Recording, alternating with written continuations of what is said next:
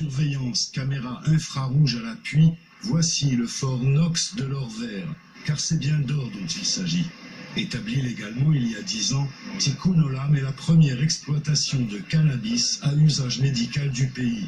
Avec une production annuelle de 5 tonnes, cette ferme pourrait prochainement devenir la plus grande exploitation du pays dédiée à l'exportation de cannabis. Pour accroître notre capacité à l'exportation, nous sommes en train d'élargir les surfaces de serre et d'établir de nouveaux domaines agricoles.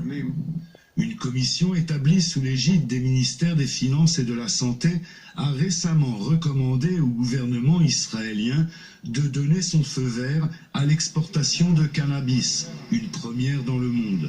Pour l'État, il s'agit d'un marché lucratif en pleine croissance, plus de 4 milliards de shekels par an selon la commission, soit grosso modo 1 milliard d'euros d'un marché mondial qui pourrait dépasser les 50 milliards.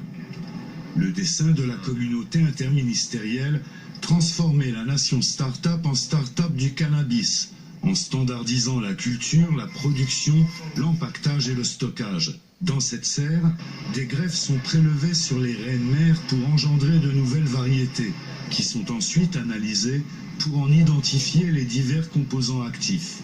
Les laboratoires comme celui-ci font en quelque sorte le lien entre la production agricole de cannabis médical et les essais cliniques. Et ils assurent la qualité, la spécificité et la stabilité des produits qui seront destinés ultérieurement à l'exportation. Pour la Commission, Israël est la terre promise du cannabis.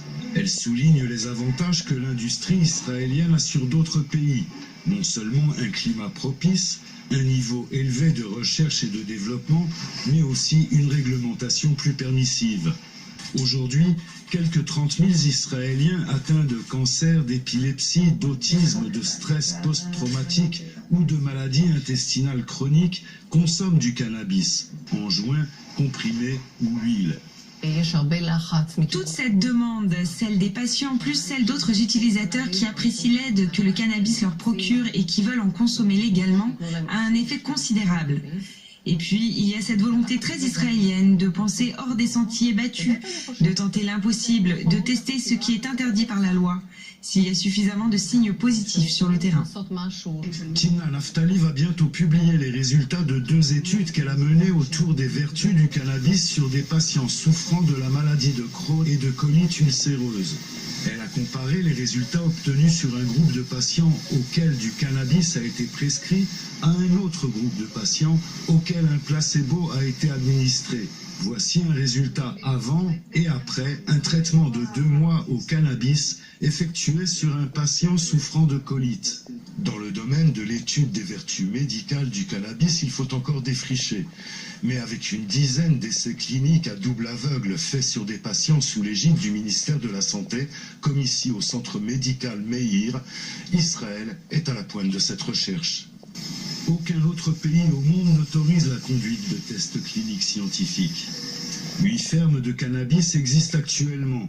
Plus de 500 producteurs ont sollicité l'octroi d'un permis de culture. La recommandation concernant l'exportation est appuyée par les ministères de l'Agriculture, du Commerce et de l'Industrie et de la Justice.